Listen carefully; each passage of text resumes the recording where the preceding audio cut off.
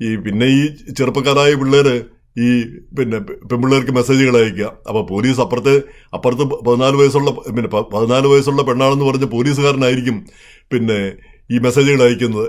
അപ്പം അറിയാതെ ചെന്ന് ചാടിക്കൊടുക്കും. അപ്പോൾ ഇവിടെ വരുന്ന പ്രത്യേകിച്ച് ഈ H1 വിസയിലൊക്കെ വരുന്ന പുതിയ പിള്ളേർ അവരോർക്കും ഈ 14 വയസ്സുള്ള വെച്ച് ഇങ്ങനത്തെയൊക്കെ വർത്തമാനം പറഞ്ഞാൽ അത് അതിൽ ഒരു തെറ്റില്ല എന്നുള്ള രീതിയിലാണ് ഇവർ തിരിച്ച് മറുപടി കൊടുക്കുന്നത്. അല്ലെങ്കിൽ ഇന്നടത്ത് പോകാം, നമുക്ക് അവിടെ വെച്ച് കാണാം എന്നൊക്കെ അവരെ ക്ഷണിക്കുകയും അല്ലെങ്കിൽ അവർ വിളിക്കുന്നിടത്ത് ചെല്ലുകയും ഒക്കെ ചെയ്യുന്നത്.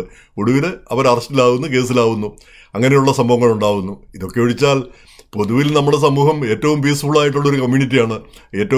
ഏറ്റവും കുറ്റകൃത്യങ്ങൾ കുറഞ്ഞ ഒരു സമൂഹമാണ് നമ്മൾ. ചുരുക്കമായിട്ട് വളരെ ന്യൂയോർക്കിൽ ഭാര്യയെ കൊല്ലാൻ ഏൽപ്പിച്ചു, വാടക കൊലയാളി ഏൽപ്പിച്ചു, അങ്ങനെയൊക്കെയുള്ള ചുരുക്കം ചില കുറ്റങ്ങൾ ഒഴിച്ചാൽ പൊതുവിൽ നിയമം അനുസരിച്ച് ജീവിക്കുന്ന ആളുകളാണ് നമ്മൾ. പ്രധാനമായിട്ടുള്ള കാര്യം, നമുക്ക് ഇതൊന്നും ഫൈറ്റ് ചെയ്യാനുള്ള കഴിവോ താല്പര്യമോ നമുക്കില്ല.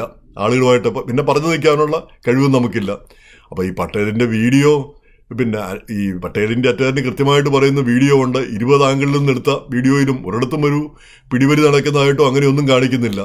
അങ്ങനെയുള്ള സാഹചര്യത്തിൽ പോലും ആ പോലീസ് ഇങ്ങനെ ഒരു നിലപാടെടുക്കുന്നത് എന്താണെന്ന് മനസ്സിലാകുന്നില്ല. അപ്പോൾ നമുക്കറിയാം, നമ്മൾ വിചാരിക്കുന്ന പോലെയല്ല ആ ഇൻസ്റ്റിറ്റ്യൂഷണൽ റേസിസം എന്നൊക്കെ ഉണ്ട് എന്നാണ് ഒരു വിഭാഗം ആളുകൾ പറയുന്നത്. ഇല്ല എന്ന് നമുക്ക് തീർത്തൊന്നും പറയാൻ പറ്റില്ല. കാരണം വേറൊരാളെ കണ്ടു കഴിഞ്ഞാൽ അവനാ നമ്മുടെ ആളുകളൊന്നും അല്ല, അവനെന്തോ ആയിക്കോട്ടെ, അവനെ എങ്ങനെ വേണേലും ഉപദ്രവിക്കാം, എങ്ങനെ വേണേലും അവനോട് പെരുമാറാമെന്നുള്ളൊരു ചിന്താഗതി നമ്മുടെ മനസ്സിൽ എല്ലാവരുടെയും മനസ്സിലുണ്ടാവും. ഇപ്പം ബംഗാളികൾക്ക് മലയാളികൾക്ക് ലഭിക്കുന്ന അതേ സ്വീകരണമാണോ കേരളത്തിൽ ബംഗാളികൾക്ക് ലഭിക്കുക?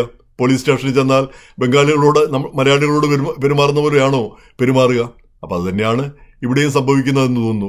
എന്തായാലും ഇത് നമ്മളെല്ലാം വേദനിപ്പിക്കുന്നു. വാസ്തവം പറഞ്ഞാൽ ഇതിൽ ഈ 56 വയസ്സുള്ളൊരു എഞ്ചിനീയറായ ഒരു വ്യക്തി ഒരു കുട്ടിയെ തട്ടിക്കൊണ്ടുപോകേണ്ട ഒരു കാര്യം എന്താണെന്ന് മനസ്സിലാവുന്നില്ല. തട്ടിക്കൊണ്ടുപോകുക എന്ന് പറഞ്ഞാൽ അതൊരു നിസ്സാരമായ ഒരു കാര്യമാണോ?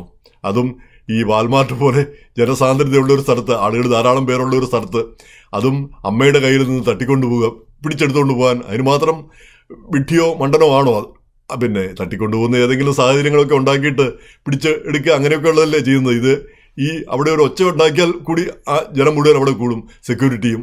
അപ്പം അങ്ങനെയുള്ള ഒരു സ്ഥലത്ത് വീഡിയോയും ഉണ്ട്. അപ്പം എന്തായാലും ഇത് ഈ വീഡിയോ ശരിക്കുള്ള കൃത്യമായിട്ടുള്ള വീഡിയോ പുറത്തു വിടേണ്ടതുണ്ട്. അത് ഇതുവരെയും പോലീസ് കാണിച്ചിട്ടില്ല.